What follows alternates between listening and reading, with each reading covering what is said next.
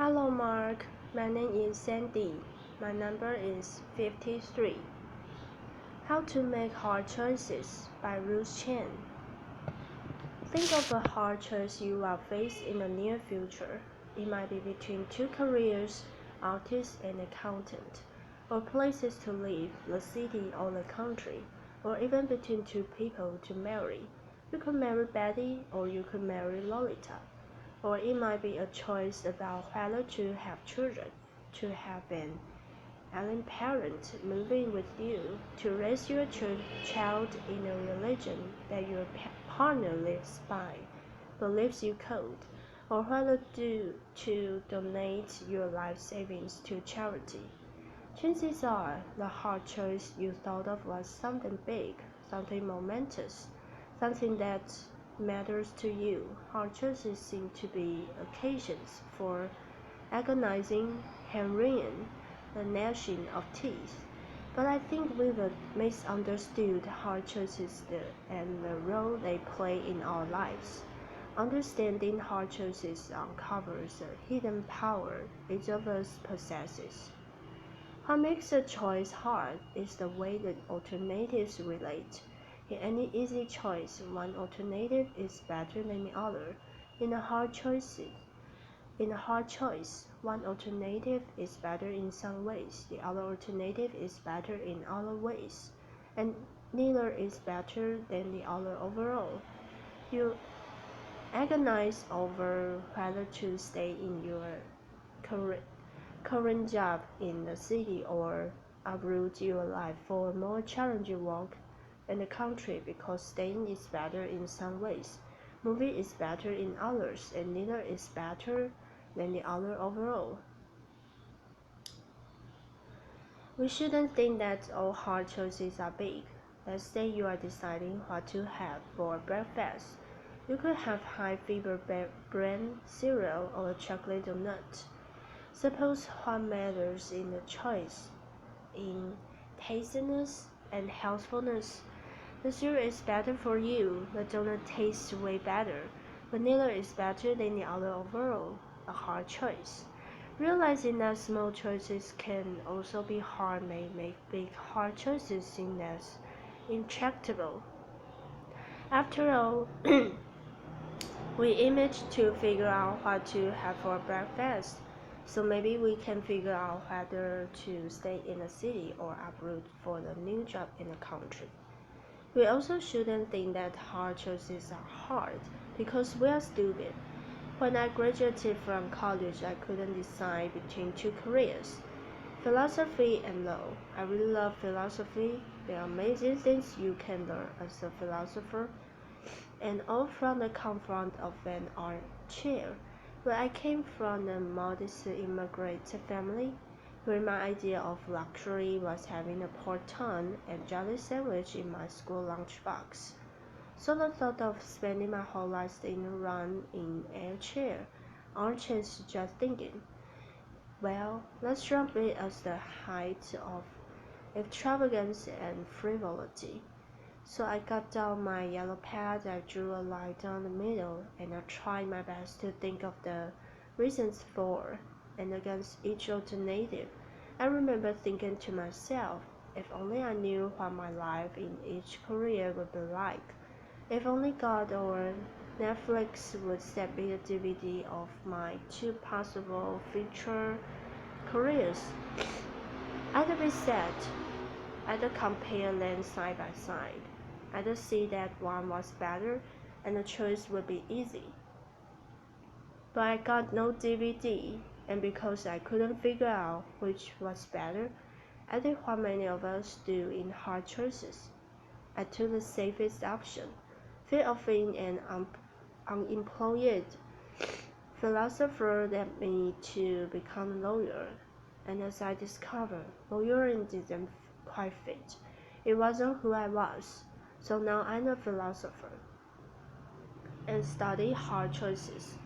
And I can tell you that fear of the unknown, what a common motivational default in dealing with hard choices rests on a misconception of them.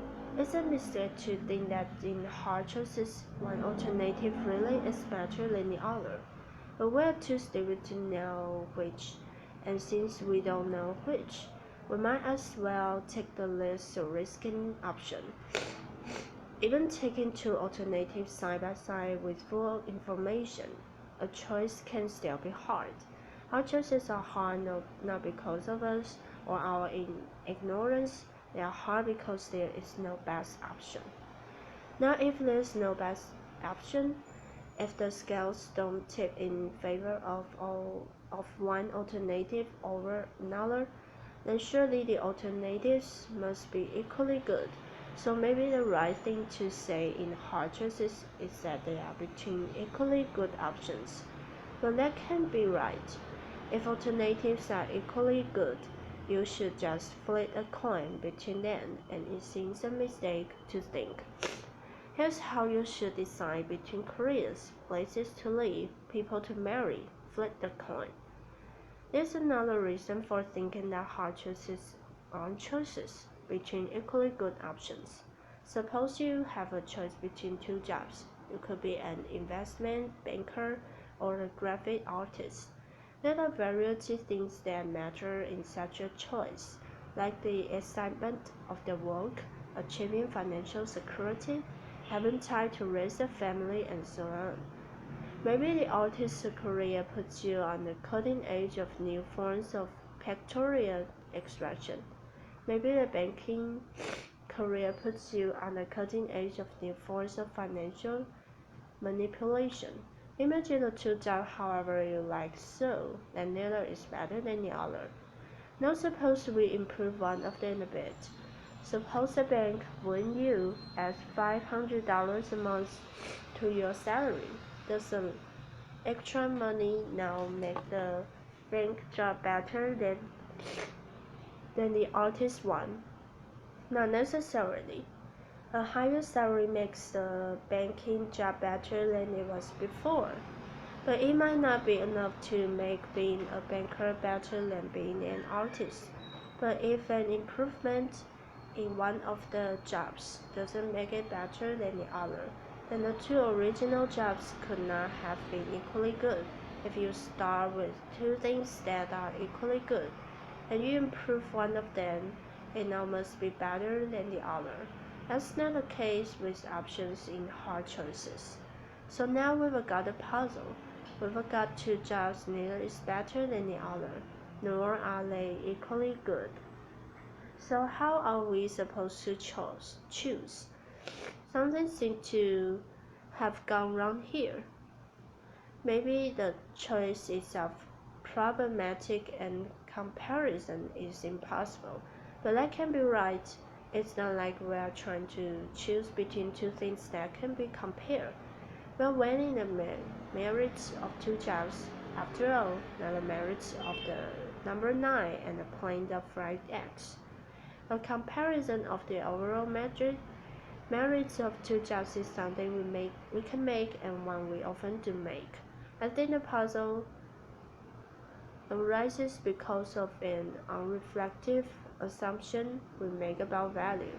We unwittingly assume that values like justice, beauty, kindness are akin to scientific quantities, like depth, mass, and weight. Take any comparative questions not involving values, such as which of two suitcases is heavier. There are only three possibilities. The weight of one is greater, lesser, or equal to the weight of the other. Properties like weight can be represented by real numbers, 1, 2, 3, and so on. And there are only three possible comparisons between any two real numbers. One number is greater, lesser, or equal to the other. Not so with values. As post-enlightenment creatures, we tend to assume that scientific thinking holds the key to everything of importance in our world. But the world of value is different from the world of scientists. The stuff of the one world can be quantified by real numbers. the stuff that the other world can't. We shouldn't assume that the world of this, and ways, has the same structure as the world of old, of how we should do. So if what matters to us, a child's delight, the love you have for your partner, can be represented by real numbers, then there's no reason to believe that in choice there are only three possibilities, that one alternative is better, worse, or equal to the other. We need to introduce a new force relation beyond being better, worse, or equal. That describes what's going on in hard choices. I like to say that the alternatives are on a par. When alternatives are on a par, it may matter very much which you choose, but one alternative isn't better than the other. Rather, the alternatives are in the same neighborhood of value, in the same league of value, while at the same time being very different in kind of value. That's why the choice is hard. Understanding hard choices in this way uncovers something that about ourselves we didn't know. Each of us has the power to create reasons. Imagine a world in which every choice you face is an easy choice. That is, there's always the best alternative. If there's a best alternative, then that's the one you should choose, because part of being rational is doing the better thing rather than the worst thing, choosing what you have most reason to choose. In such a world, we'd have most reason to wear black socks instead of pink socks, to eat cereal instead of donuts, to live in the city rather than the country, to marry Betty instead of Lolita. A world full of only easy choices would enslave us to reasons. When you think about it, it's nuts to believe that the reason given to you dictated that you have most reason to pursue the exact hobbies you do, to live in the exact house you do, to work at the exact job you do. Instead, you face alternatives that were on the par, hard choices, and you made reasons for yourself to choose that hobby. That house and that job, when alternatives are on par, the reasons given to us, the ones that determine whether we are making a mistake, are slight, silent as to what to do. It's here, in the space of hard choices, that we get to exercise our normative power, the power to create reasons for yourself, to make yourself into the kind of person for whom country living is preferable to the urban life. When we choose between options that are on the par, we can do something really rather remarkable. We can put our very selves behind an option. Here's where I stand. Here's who I am. I'm for banking. I'm for chocolate donuts.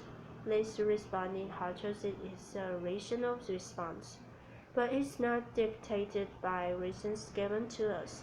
Rather, it's supported by reasons created by us. When we create reasons for ourselves to become this kind of person rather than that, we wholeheartedly become the people that we are.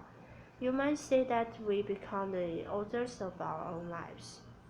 So when we face hard choices, we shouldn't beat our heads against the wall trying to figure out which alternative is better.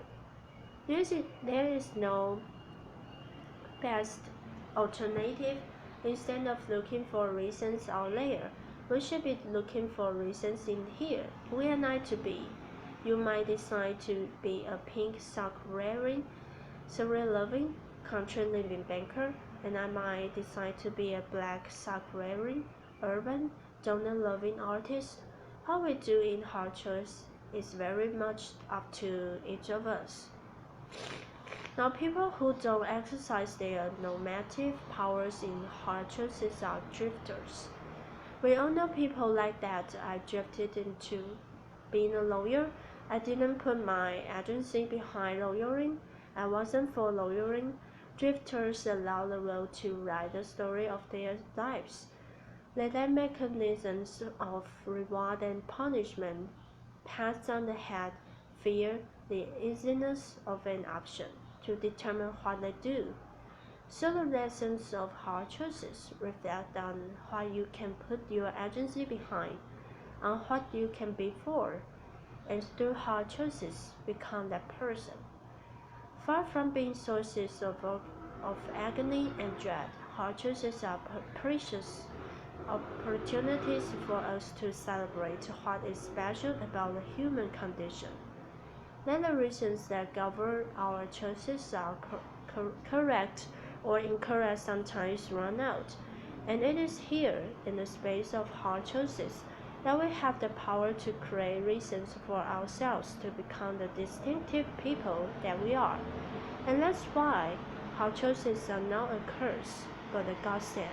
Thank you.